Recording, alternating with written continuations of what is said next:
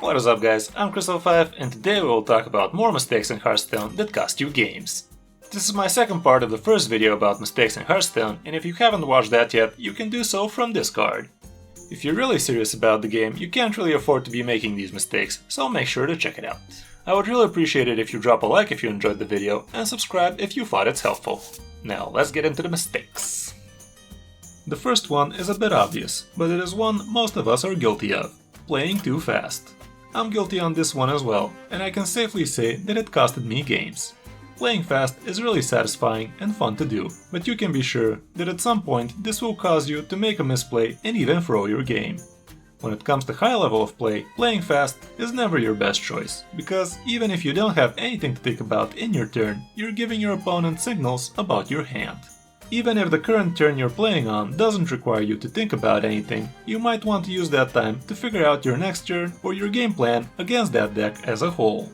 You really need to take your time to get the most out of each game and increase your win rate, because at high ranks every single mistake gets punished hard, and sometimes even the slightest misplays can cost you games. It is very important to figure out your whole turn before you start throwing cards too, because you might figure out you are 1 mana short or 1 damage short from what you were trying to do, and that could be devastating. Take your time and make most of each turn, and I can assure you that that will boost your win rate. Just make sure not to think too long, because you might be unable to execute your whole play. That has happened to me a few times, and it really sucks.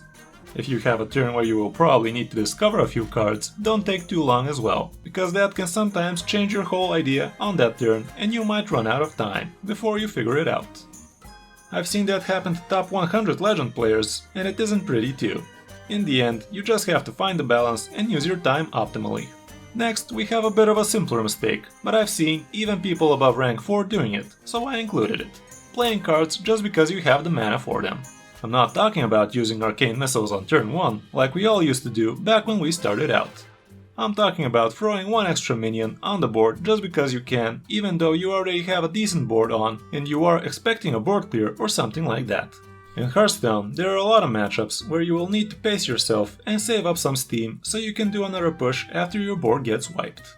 This is especially true when you're aggro or tempo against control. You have to figure out when you absolutely need to push to close out the game early, and when you need to pace yourself and wear out your opponent turn after turn.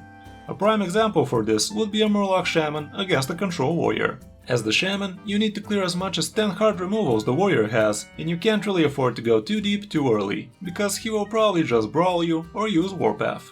In that matchup, you need to pace yourself, and throwing Murlocs on the board just because you can will probably cost you the game. You really need to figure out what you're trying to achieve and if it's worth it doing it before you throw a card. If you have a really good chance to close out the game the next turn, sure, maybe you should go all in, but if you're suspecting a board wipe, then it's probably better to hold off for the long run. The next mistake again sounds like something for beginners, but again, it's something high rank players are doing: going face too much. Like the last one, this is a mistake we have all done on rank 25, back when that was the lowest rank. Peppermint Farm remembers. Here I'm talking about deciding not to trade or using your mana for a hero power to the face, instead of something else. Sure, if you're using an aggro deck that has a limited amount of damage, going face would be right, most of the time. But here I'm talking about token decks or control decks or combo decks that just don't care for face damage that much or even at all. Again, Murloc Shaman is a prime example of a deck where you might mess up your priorities. Yeah, you could finish up your opponent just by going face, but you really shouldn't be risking your game to do that. Murloc Shaman feels a lot like a token deck, since you just need to build a whiteboard and buff out your damage on the next turn for easy lethal. Yeah, it would be easier if your opponent's health is lower, but building your board should be your number 1 priority, at least in most cases. Keep in mind that none of the things I'm saying here are absolute truths, and it all comes down to the situation in which you are. I'm just giving you all these tips and scenarios so you can have something to think about when you are in a situation like this. You have to really open up your mind and explore all the possible options you have in each game and realize why you're doing the things you are doing. Next, we have another mistake I found myself guilty of several times: trading too much. This one correlates to the previous mistake, and it all comes down to finding the balance and figuring out when you should be trading more or going face more in each particular matchup. Doing value trades on the board is what you need to be doing most of the time, because if you leave the trades to your opponent, he will most probably find a way to take control of the board. Even against the token deck, you might find yourself trading a bit too much, although I can't really blame you on that one. You have to have a clear game plan and decide if you can afford to trade off each single 1-1 or 2-2 with your bigger dudes. That might unnecessarily drag out the game and give the opponent a chance to set up a board clear of his own or even lethal. If you know you can outlast your opponent's team and you can heal off his chip damage, sure, trade away. But if you're trading each single hunter minion while he hero powers and charges your face turn after turn and you have no real way of healing, well, I think it's time to race, especially if it's a bomb hunter. And the last mistake on this video is overvaluing battle cries. We've all been there, holding on to our sweet minion and refusing to drop it without a target for the battle cry.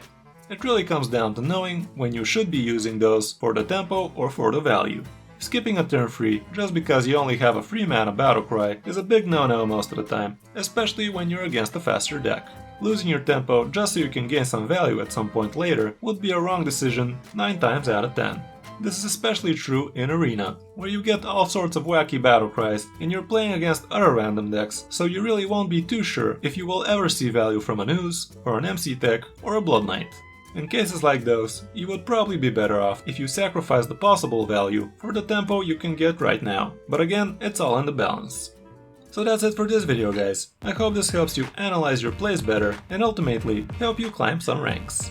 Thanks for watching, I'm Crystal5 and I'll see you in my next video.